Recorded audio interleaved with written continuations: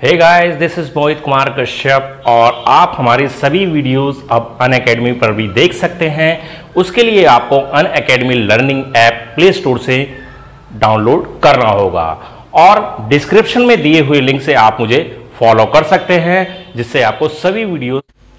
Hey guys, तो हमारी चल रही एएलपी ग्रुप डी और आरपीएफ के एग्जाम को लेकर क्रैश कोर्स की सीरीज, जहां पर मैं मैथमेटिक्स के टॉपिक वाइज आपको क्वेश्चंस कराकर चल रहा हूं, जो आपके इन तीनों ही एग्जाम्स के लिए बहुत ज्यादा बेनिफिशियल है। चाहे आपका एएलपी के एग्जाम हो, ग्रुप डी के एग्जाम हो या फिर आरपीएफ के एग्जाम की आप प्रिपरेशन कर रहे हैं, तो बहुत ही ज्यादा बेनिफिशियल सीरीज है। 7 वीडियो हम ऑलरेडी अपलोड कर चुके हैं। ये है इसका 8वां पार्ट। 8वें पार्ट की अगर बात करें तो कल हमने 7वें पार्ट में परसेंटेज को पढ़ा था और मैंने बताया भी था कि परसेंटेज बड़ा टॉपिक है, इसलिए इसे हम 2 पार्ट में करके चलेंगे। तो चलिए शुरू करते हैं आज के इंपॉर्टेंट क्वेश्चंस। लेकिन उससे पहले मैं चाहूंगा कि अभी तक अगर आपने हमारा चैनल को सब्सक्राइब नहीं किया है तो हमारे चैनल को सब्सक्राइब करना है। गुरु हब यूट्यूब चैनल, जहां पर हमारे ये क्रैश कोर्स चल रहा है एएलपी, ग्रुप डी और आरपीएफ के एग्जाम को ध्यान में रखते हुए। Clear guys? तो चलिए स्टार्ट करते हैं आज के क्वेश्चन। और हमारा फर्स्ट क्वेश्चन है और बहुत ही ज्यादा इंपॉर्टेंट क्वेश्चन है। क्वेश्चन है कि अंकित के खर्च व बचत का अनुपात 4:3 है। क्लियर? उसकी आय में 20% वृद्धि होती है तथा खर्च में भी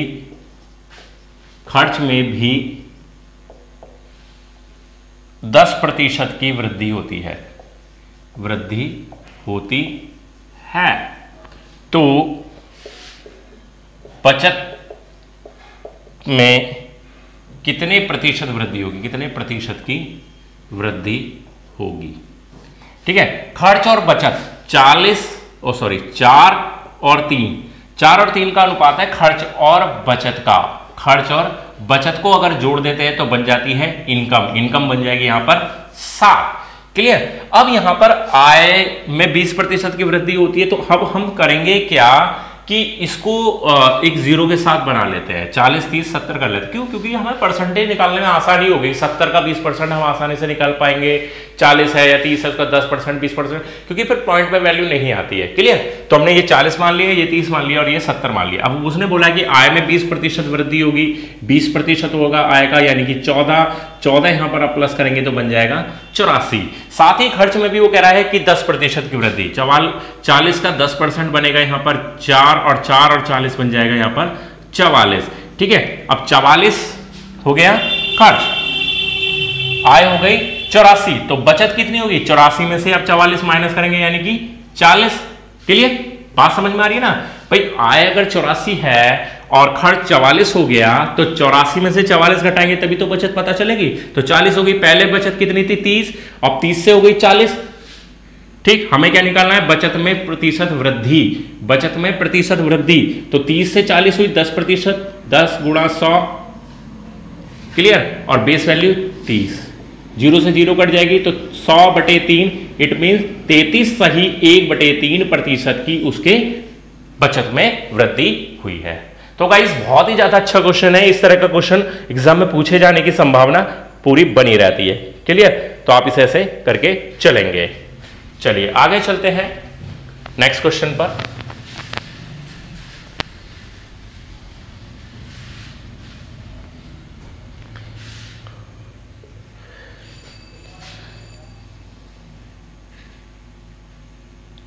तो क्वेश्चन है कि यदि एक भिन्न के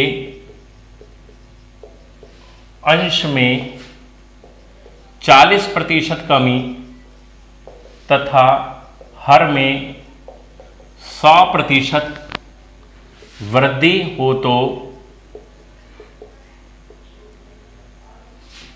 तो नया आयतन पूर्व भिन्न का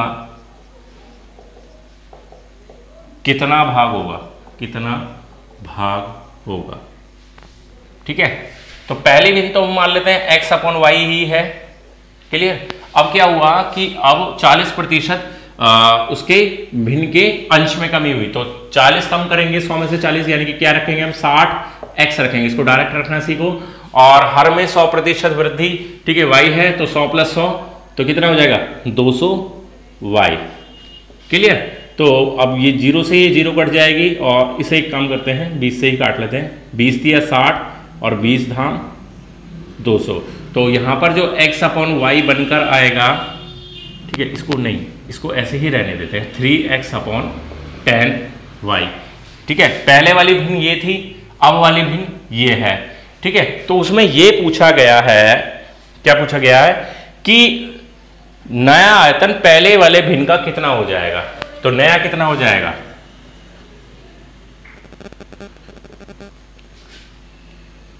कितना गुना है ये भाई, पहले कितना है x × y और अब कितना है 3/10 x × x/y, x/y है ना पहला, तो अब कितना है, इसको ऐसे लिख सकते हैं 3/10 × x/y, तो 3/10 गुना, इसको लिख सकते हैं 3/10 गुना हो जाएगा पहले वाले के मुकाबले।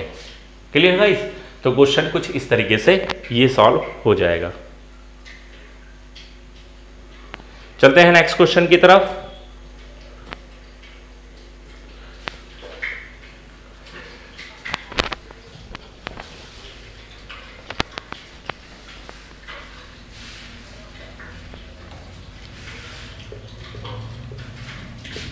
किसी आयत की लंबाई में 10% वृद्धि तथा चौड़ाई में 20% कमी हो तो उसके क्षेत्रफल पर क्या प्रभाव पड़ेगा, क्या प्रभाव पड़ेगा क्षेत्रफल पर। क्लियर। अब आयत है, आयत की लंबाई में 10% वृद्धि की बात कर रहे हैं, चौड़ाई में 20% कमी की बात कर रहे हैं, तो उसके क्षेत्रफल पर क्या प्रभाव पड़ेगा। ठीक, तो इसके लिए हमारे पास एक फार्मूला होता है कि जब वृद्धि है तो वृद्धि को x प्लस के साथ रखेंगे, चौड़ाई कमी है तो उसे माइनस के साथ रखेंगे, इंटू x × y/100। वृद्धि 10 है माइनस 20, ठीक है, 10 × 20/100, तो 10 में से 20 घटेंगे, माइनस का 10 आएगा, माइनस 0 से 0 कट जाएगा तो ये बन जाएगा 2, तो माइनस का 12% आएगा, और माइनस में आंसर आ रहा है तो इसका मतलब हो जाएगा कि इसका क्षेत्रफल जो पहले था उससे उसमें 12% की कमी हो गई, क्योंकि सारा इफेक्ट किससे पड़ा, चौड़ाई, चौड़ाई में ज्यादा परसेंटेज कमी हो रही है लंबाई में वृद्धि के मुकाबले। क्लियर हुआ गाइस। तो इस तरीके से आप इसको सॉल्व करके चलेंगे। ठीक, चलते हैं नेक्स्ट क्वेश्चन पर। क्वेश्चन पूछा जाता है, फोर्थ क्वेश्चन, एक वृत्त की त्रिज्या में 10% वृद्धि हो तो क्षेत्रफल पर क्या प्रभाव पड़ेगा। अब यहां पर ध्यान देंगे, क्षेत्रफल पर प्रभाव पड़ने की बात की जा रही है यहां पर, तो ठीक है, तो यहां क्या करेंगे, x + y + xy/100, हमेशा उसका क्षेत्रफल में प्रतिशत वृद्धि होगी। क्यों होगी, क्योंकि भाई सीधी सी बात है, त्रिज्या है, ठीक है, अगर मैं इसकी त्रिज्या यहां बढ़ाऊंगा तो सीधी सी बात है इसके व्यास पे इफेक्ट पड़ेगा, यानी कि त्रिज्या इधर भी बढ़ेगी और इधर भी बढ़ेगी, तो क्षेत्रफल इसका बढ़ ही जाएगा। ठीक है, तो त्रिज्या दो साइड, एक साइड ये हो गई, एक साइड ये, यानी कि ये x हो गई तो ये y हो गई, तो यहां पर 10 + 10 + 10 × 10/100, 0 से 0 कैंसिल करेंगे, 10 और 10 20 और +1, यानी कि 21% यहां पर इसको वृद्धि मिलेगी। ठीक है, तो वृत्त के क्षेत्रफल में क्या प्रभाव पड़ेगा, 21% की वृद्धि यहां पर देखने को मिलती है। क्लियर। चलिए चलते हैं नेक्स्ट क्वेश्चन पर।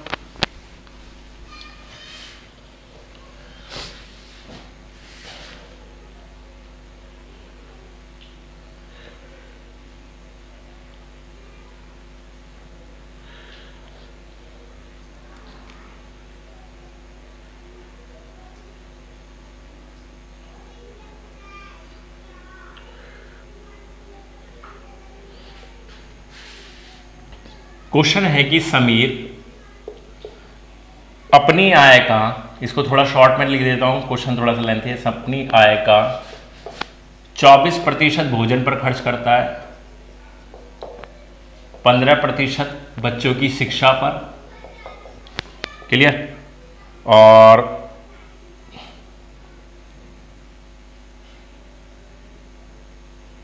24-15 और 30% मान लेते हैं कपड़ों पर, ठीक है, ठीक। और बचत जो करता है वो करता है 4200 रुपये की। तो उसकी आय कितनी होगी, उसकी मासिक आय, मंथली इनकम क्या होगी, ये हमें बताना है, क्लियर। अब देखिए ध्यान देंगे, उसकी आय कितनी, आय का 24%, 30% और ये हो गया 15%। तो 24 उसने खर्च करा, 15 उसने खर्च करा और 30 उसने खर्च करा। तो टोटल उसने कितना खर्च कर लिया, 24 और 15 39, 39 और 30, ठीक है, एक चीज छूट गई, और 10% वो खर्च कर रहा है परिवहन पर, है ना। तो कितना हो गया, 24 और 15 39, 39 और 3 69 और 10 79, 79% उसने टोटल खर्च कर दिया, ठीक है। अब 79 अगर वो खर्च कर रहा है, कुल खर्च इसका ये हो गया, तो बचत कितनी की करेगा भाई, 100 माइनस 79, 21% की, और 21% की जो बचत है वो किसके बराबर होगी, 4200 के बराबर होगी। यानी कि 21% किसके बराबर रखोगे, 4200 के, तो 100% किसके बराबर हो जाएगा, 4200 बटे 21 गुणा 100, तो 21 दूनी 42, 200, 200 की गुणा 100 में, यानी कि 20,000 रुपये उसकी मंथली इनकम आपको यहां पर देखने को मिलेगी। तो 20,000 रुपये उसकी मंथली इनकम आ जाएगी, ठीक है गाइस। तो इस तरीके से ये क्वेश्चन सॉल्व होगा, ठीक है। चलिए चलते हैं नेक्स्ट क्वेश्चन पर।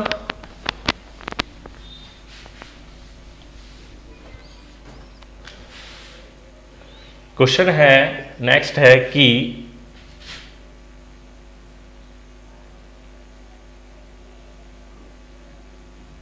बहुत ही आसान है, 4 घंटे 30 मिनट दिन का कितने प्रतिशत है, दिन का कितने प्रतिशत है। अब ऐसे ऐसे छोटे छोटे क्वेश्चन आते हैं, लेकिन बच्चे क्या करते हैं, गलतियां कर देते हैं, गलती करने से ही पीछे हो जाते हैं, क्लियर। तो अब आपको यहां क्या देखना है कि 4 घंटे 30 मिनट दिन का कितने प्रतिशत है। 4 घंटे को मिनट में कन्वर्ट कर लो, 4 घंटे का मतलब 4 6 24, 240 और 30 270 मिनट हो गए, क्लियर, 270 मिनट हो गए ओवरऑल।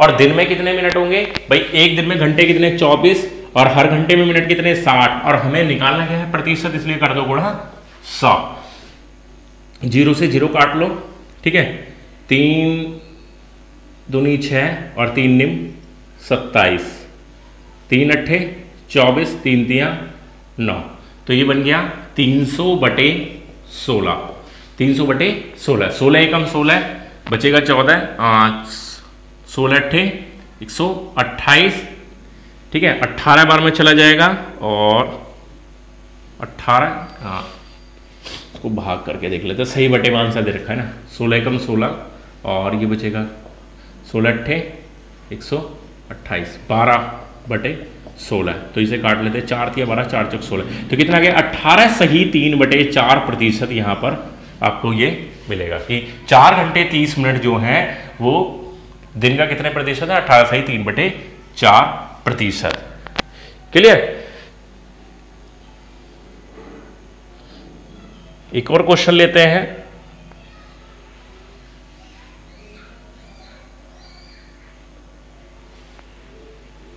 क्वेश्चन है कि किसी संख्या के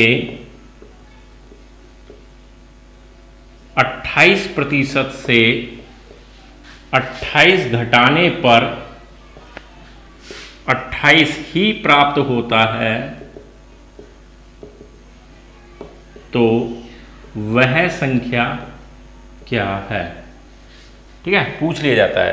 किसी संख्या के 28% से 28 घटाने पर 28 ही प्राप्त होता है, तो वह संख्या क्या है। तो किसी संख्या यानी कि x के 28% यानी कि 28 बटे 100 में से 28 घटा दिया और प्राप्त क्या हुआ 28, क्लियर। तो x इंटू 28 बटे 100 बराबर माइनस का 28 इधर जाएगा तो जुड़ जाएगा 56 बन जाएगा, 28 दूनी हो जाएगा 56, तो क्या हो जाएगा x बराबर 100 दूनी 200, x बराबर 100 दूनी 200, यहां पर आंसर आपको मिल जाएगा। Clear guys? और एक अच्छी बात बताऊं, इस क्वेश्चन का आंसर हमेशा 200 आएगा, चाहे कोई भी संख्या दे दी जाए। क्यों? क्योंकि जब ये वाली संख्या जब, लेकिन कंडीशन एक है कि यहाँ पर तीनों संख्या सेम होनी चाहिए और सेम पैटर्न का क्वेश्चन होना चाहिए, क्योंकि ये वाली संख्या जब माइनस में है, जब दूसरी साइड जाएगी तो वो प्लस में बन जाएगी।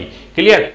ठीक है गाइस, तो आज की इस 8वें पार्ट में जो हमारा क्रैश कोर्स है एएलपी, ग्रुप डी और आरपीएफ एग्जाम को लेकर, हमने 7 डिफरेंट टाइप के परसेंटेज के क्वेश्चन डिस्कस किए। तो 2 पार्ट में हमने ये परसेंटेज कंप्लीट किया है। ओवरऑल हमारी वीडियोस हो गई हैं 8।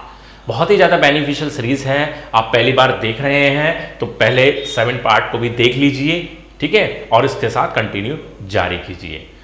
Clear guys? तो आज की वीडियो में बस इतना ही। और साथ ही आप अगर हमारी पीडीएफ परचेज करना चाहते हैं तो मैथ्स की 378 पेजेस की हमारी 31 चैप्टर्स की पीडीएफ है, जो मेरे खुद के हाथ के लिखे हुए नोट्स हैं, जिसमें मैंने ट्रिक्स से आपको पढ़ाना बताया है, कैसे कैसे क्वेश्चन को सॉल्व करते हैं वो भी उसमें लिखा हुआ है। तो वो पीडीएफ आप ले सकते हैं। साथ ही उसके साथ आपको मिलेंगे मैथ्स के 2 पीडीएफ और मिलेंगे, जिसमें अर्थमेटिक के चैप्टर वाइज क्वेश्चन होंगे, प्रैक्टिस क्वेश्चन होंगे और एडवांस मैथ के प्रैक्टिस क्वेश्चंस होंगे। अच्छा, और एक बात और कि ये पीडीएफ ना केवल एएलपी ग्रुप डी के लिए बेनिफिशियल, बल्कि एसएससी सीजीएल एग्जाम तक के लिए भी, एसएससी के सभी एग्जाम, बैंकिंग के सभी एग्जाम के लिए बेनिफिशियल रहेगी।